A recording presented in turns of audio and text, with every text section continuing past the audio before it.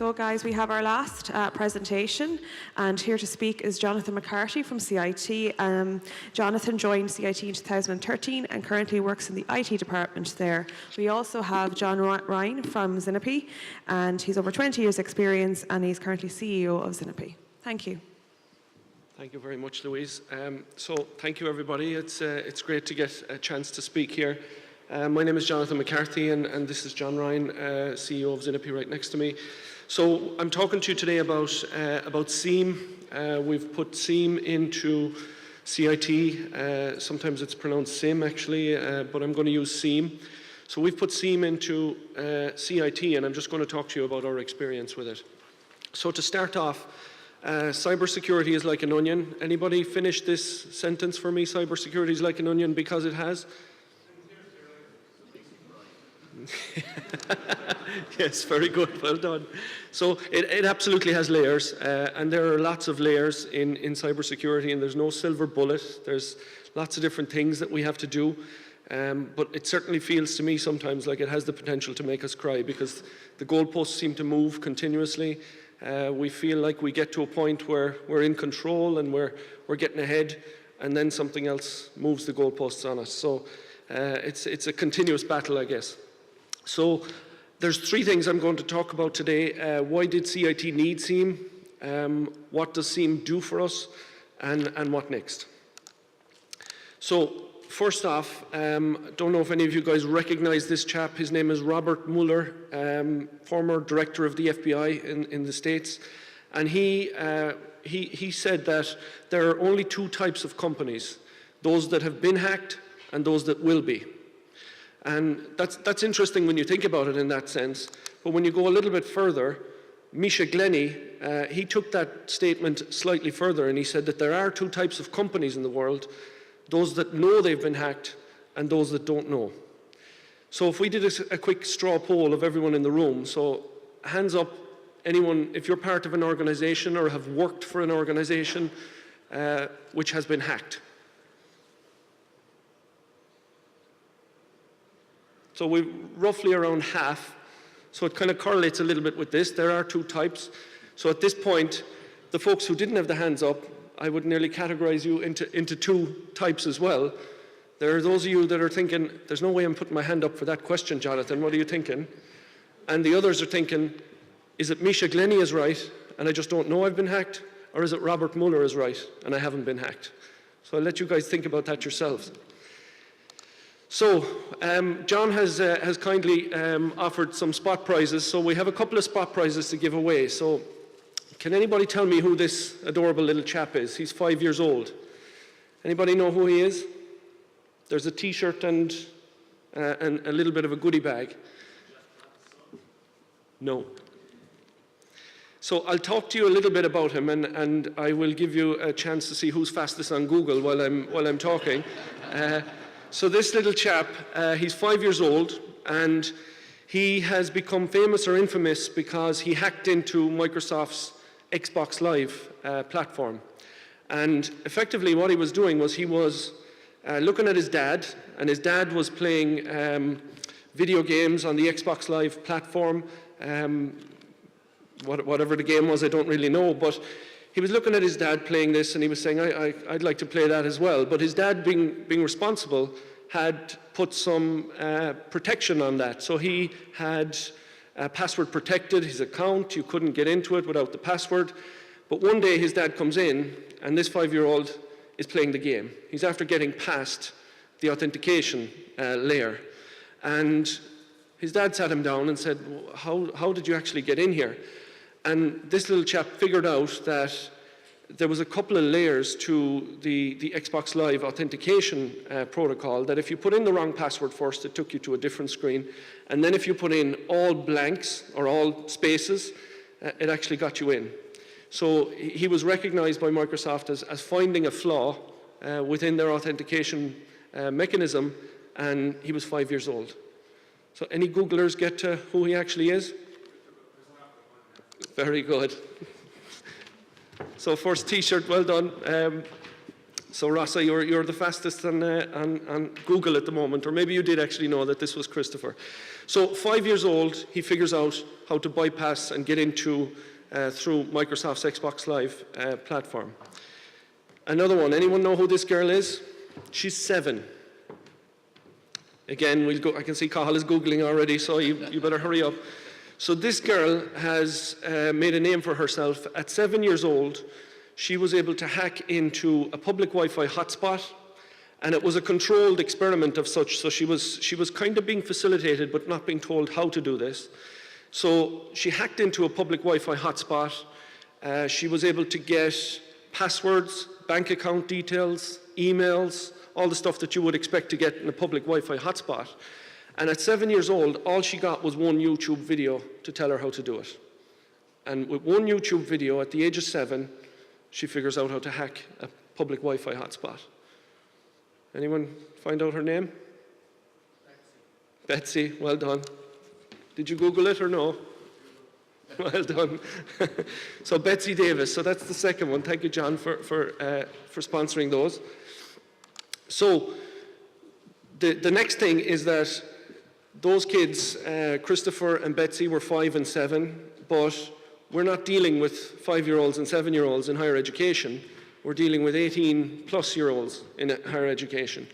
And as well as that, we're now formally educating them in cybersecurity.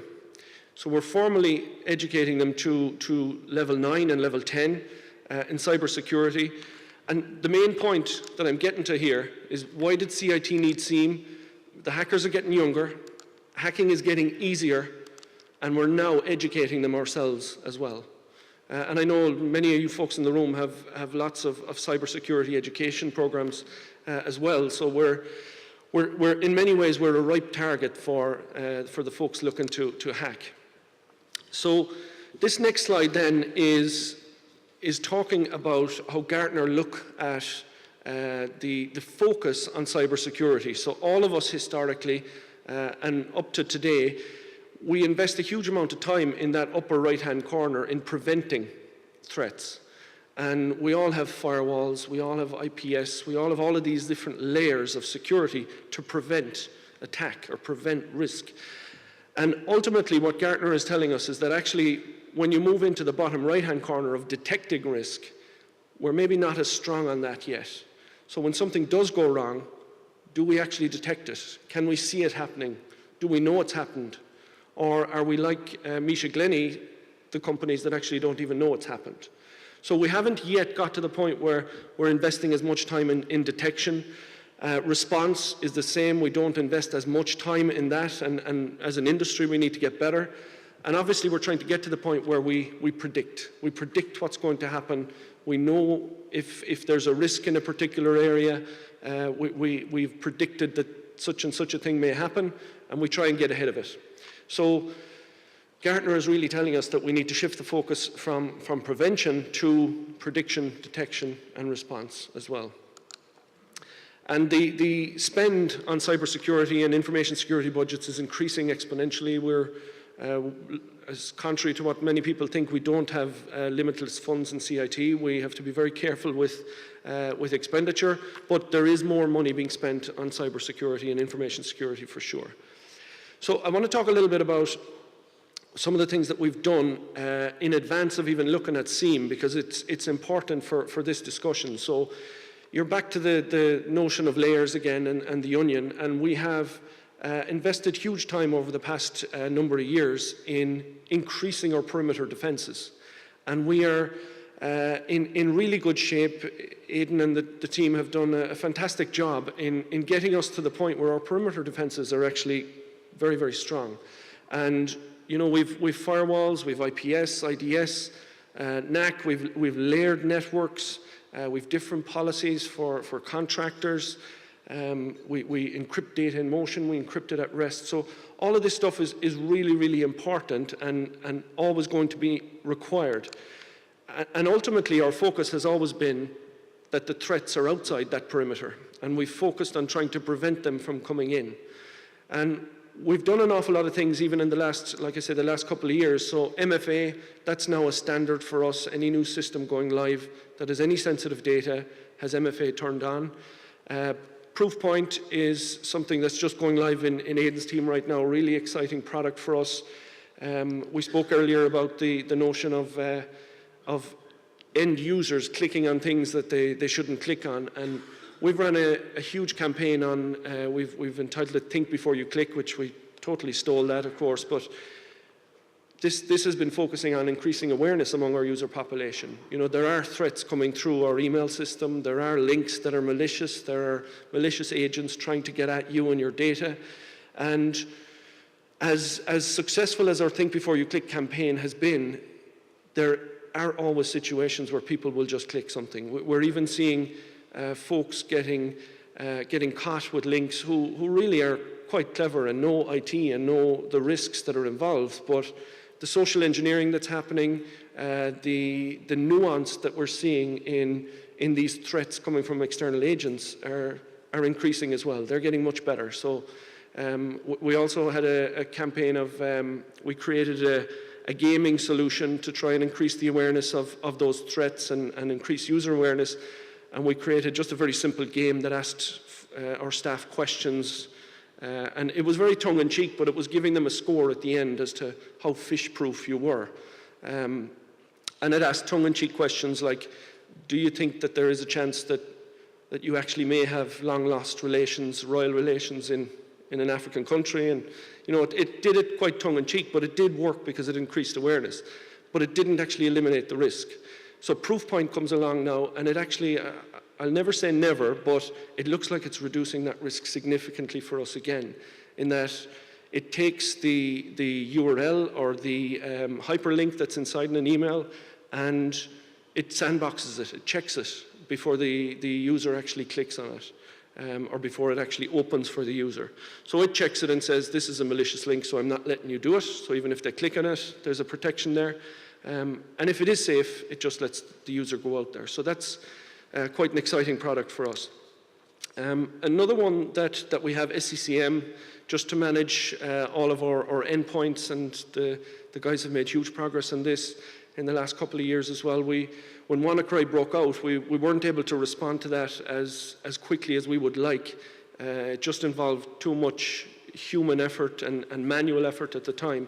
And SCCM has taken away an awful lot of that now, so we're definitely in a much better situation. Also, Casper does the exact same thing for us on our Apple estate.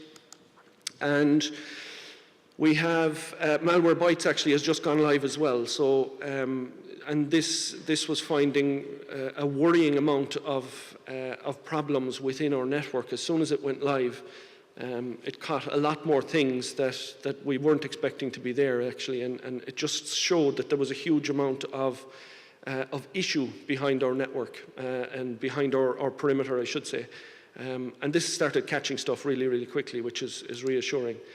And then NSX, we're in the process of putting in this layer as well, which is effectively putting a security layer into our virtual environment. So we all, at this stage, have virtual environments, and we're investing heavily in them. NSX is the security layer that goes in and helps protect that. So the point I'm getting at here is that we have really strong perimeter defenses. We've invested very, very heavily in bolstering those defenses and adding extra layers. But the problem that we really have in higher education is that all of these threats, the predominant threats we have, are already inside our perimeter. So we already have 15,000+ students who are inside this perimeter already. And Aidan and I sat down a couple of years ago, and we were looking at this, and we were saying, you know what, we're really, really protected at our perimeter, but we're not protected inside that perimeter. If you manage to get in, and that is possible, the chances of you doing something malicious within that network is much greater than the chances of you getting inside the perimeter. So we really had to look at that, and that's where SIEM comes in, because it starts to look at what's going on inside that perimeter. So I'm going to talk to you a little bit about some of the incidents that we had. We had an incident with our timetables, which, not sensitive information, it was publicly available anyway. But we had a student who figured out that effectively what this system allowed people to do was the student could go in with their student number and figure out their timetable. It was very, very simple and not anything new. But one of the students figured out with some basic SQL injection that he could extract everybody else's timetable, and he pulled all of this information out, which was relatively benign because it was publicly available anyway, but he did highlight a security hole in our layer of security. So the next thing that happened is we had to go to the Data Protection Commissioner. We had to inform the Data Protection Commissioner that we had a breach. It wasn't terribly sensitive information, but we did have a breach. We had to start penetration testing this system. And Data Protection Commissioner said, while you're at it, we want you to penetration test all your other systems as well. And we were like, that's great, thank you very much for that. And in many ways, we can look back at this now and say it was a huge favor. You know, we're in a better place than we were. But I remember at the time thinking, I need this like a hole in the head now. This is creating so much effort for all of us that this kid has found a back door in our system, a vulnerability in our system. And I went to speak to him, and I remember going to talk to him and thinking, he's got me on the wrong day now because I'm really pissed off with this.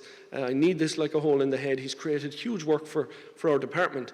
And as soon as I got to meet the kid, he looked like he was about 12 years old. And I remember thinking, Jesus, this guy, I'm surprised he's even here at this stage. But when I asked him, I said to him, look, we know what you did. We know when you did it. We know where you did it. And we know how you did it. But you need to tell me why you did it. And at the time, I was expecting him to come up with a silly excuse, which he absolutely did. He was just trying to impress a girl. There was a girl in his class. He just wanted to impress her. He wanted to show her what he could do. And of course, you know, at that stage, he really didn't realize what he had done. So he was able to do it. He had the skills to do it, but he didn't realize what he was actually doing. We had another situation where another incident, we had a design flaw in one of our systems, and these design flaws are everywhere in many cases. But we had one solution that it was just changing passwords, changing your own password, and it actually was returning more information than it needed to. And again, we had another student found this vulnerability, made a little bit of noise about it, and we found ourselves in the same situation. We had to, again, talk to the Data Protection Commissioner, bring in penetration testers to look at this system. And ultimately, when I spoke to this kid as well, it was the same thing. He really didn't realize what he had done. So way more skillful than maybe he gives himself credit for, but not realizing the ethical implications of what they're doing. So ultimately, at this point, it leads us to realize that we absolutely need to start controlling what's happening inside this network. Inside our perimeter, we spoke to a lot of vendors, we spoke to other companies in private and public sector, and asked them about what they were doing. And to every single person we spoke to, everyone was saying SIEM. You need a SIEM solution. That's the only thing that's going to really give you visibility as to what's going on within that perimeter, so you really need to look at that. So we went in and tendered SIEM. We've tendered it in a way that actually we spoke to lots of vendors, we got lots of responses, we interviewed a short list of vendors, and Zinopy came out on top as the partner we felt was going to actually give us the best service and the best solution. So we purchased SIEM as a technology from Zinopy, but also a SOC as a service, so Security Operations Service Center from Zinopy to actually manage that SIEM for us.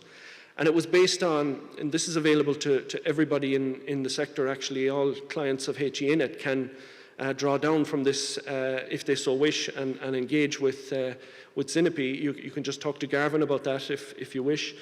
And ultimately, we had to try and figure out how many events per second we had, or events per minute, and how many flows. And the events are effectively the event viewer in your servers or on your devices. These are throwing up events within the network or within their own devices all the time. And flows is your flow of information, net flow if you're in the Cisco environment. So we had to figure out how many of these we had, what kind of movement we had across our network and within our perimeter, and then we get a price for that. So everybody will obviously have a different price, but ours equated to 97,620 events per minute and 50,680 flows per minute. And effectively that equates very quickly. This slide is just showing you what 1 million looks like. So can anyone give a guess? There's no prize for this. Anyone give a guess as to how quickly we see, if I add up all the events and flows on CIT's network, how quickly we get to 1 million? Any guesses? It's just a little over 6 minutes it takes us to get to 1 million of these transactions effectively. And what becomes very evident is that no human is actually going to be able to look at that. So we all have all of these devices protecting our network perimeter, and all these devices within our perimeter, but they're generating so much information, we can't actually keep up with it. So the humans can't keep up with that. So that's where SIEM comes in. We start to feed these 1 million transactions every 6 minutes into the SIEM solution and start to make sense of it. And effectively, SIEM is just trying to look for abnormal behavior. So it tries to figure out what is normal, and this is actually normal behavior for your network, and figure out that abnormal behavior so that we can actually do something about it. So I'm going to talk a little bit about what SIEM does for us, and this is Peter Drucker, I'm sure you guys have all heard of. You can't manage what you don't measure. I think that's a philosophy for Zinopy. And ultimately, we are measuring all of this information, but at the moment we're not managing it until we see SIEM going in. So we had a really strong look at bringing in our own security engineers. And again, Aidan and I spoke about this, and we at one point were making a pitch to bring in security engineers into CIT. And then we realized actually that was pure folly, because there's a cybersecurity cluster even in Cork. The chances of us recruiting people like this are slim, and the chances of retaining recruited people would be slim as well. So we said to ourselves, look, this isn't going to make sense for us to stand up a security operations center, for us to try and run a SIEM ourselves. Let's go to the market. Let's go to the experts. Our day-to-day business is education and facilitating that. Let's not try and get into the business of trying to run a security operations center as well. So Zinopy have the people. They look after training those people. They look after all of the relevant upskilling of the folks in a SOC.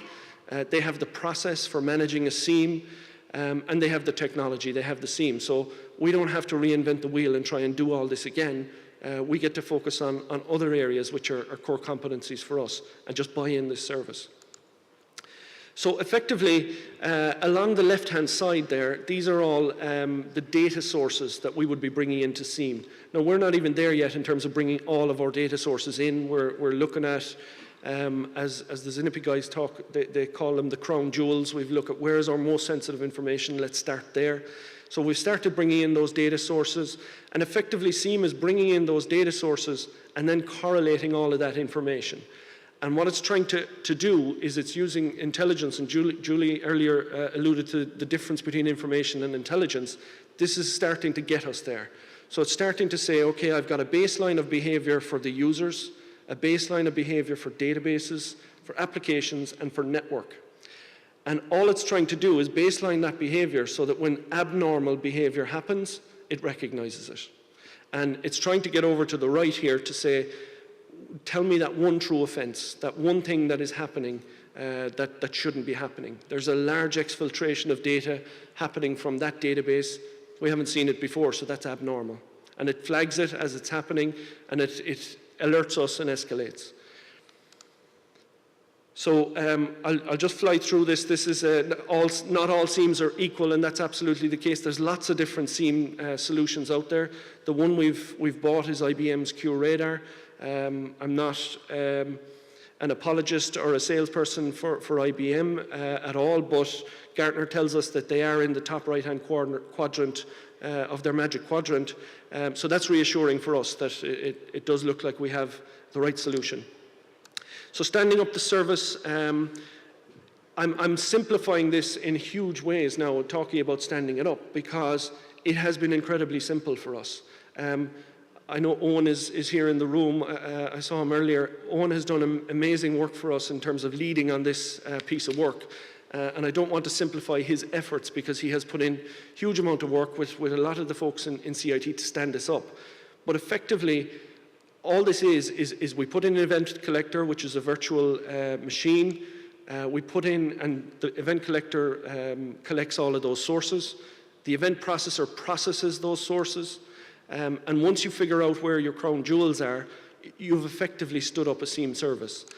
The very next thing, which again, to say that it's one bullet is oversimplifying it, but all it is configuring noise at that point. What is normal? The SIEM starts throwing up huge alerts at the start, and you have to configure those out to say, actually, that's a false positive, that's okay. Or, you know what, if this happens, we have a problem and we need to be alerted for it. But effectively, standing up the service was that simple for us.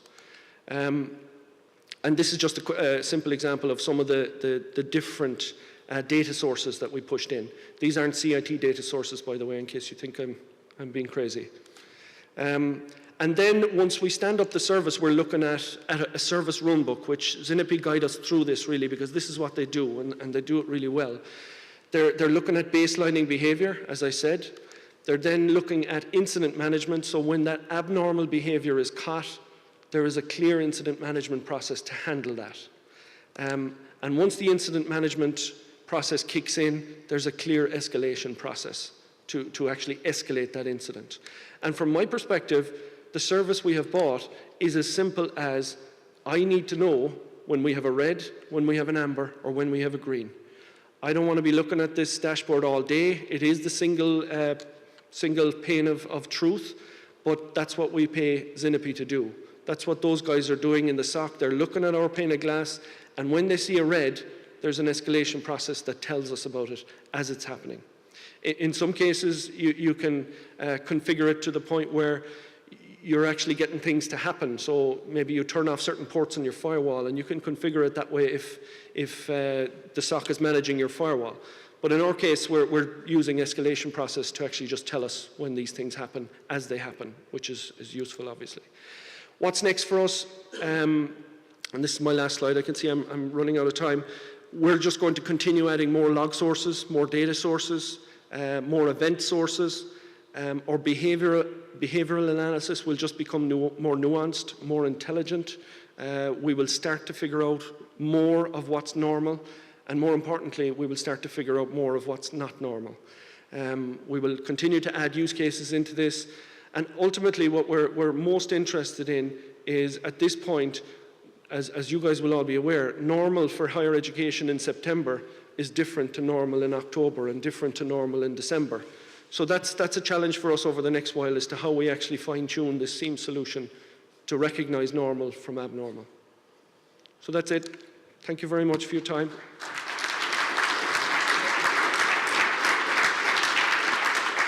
Thanks very much, Jonathan. We have time for one question, possibly two, so do you have anyone have any questions? Yeah. I'll try not to. Hi, Jonathan. Ian Hollisey at Lone IT. Not a technical question, but a personnel question. In the IoT sector in Cork, do you have a person responsible for the security of the network, like a dedicated position, like? Well, and we have, you know, and the final piece was, is it also true that because of those incidents, is that what caused the response, you know, to getting the software? So maybe I'll take the second one first. Absolutely, this us putting in this service is a response to what's been going on and us getting hit with various things. Thankfully, nothing terribly serious, but it was absolutely a response to that. Do we have a dedicated security engineer? We have Aidan, who's head of IT operations. We have Tokes, who looks after our firewall and our network. But they're not actually dedicated security people. They have other things to do through the day, and they're very, very strong in security, but we don't have the luxury of saying we've one person looking at security all the time. That's primarily the reason why we went to the market to buy this. So we can buy this service for less than it cost for one security engineer. So it makes total sense for us. Okay, thanks very much. I'd like to thank Jonathan and John for the presentation, and also Julie and Shane for their time as well. And if you want to make your way out for some lunch in the Marina Grill, thank you very much.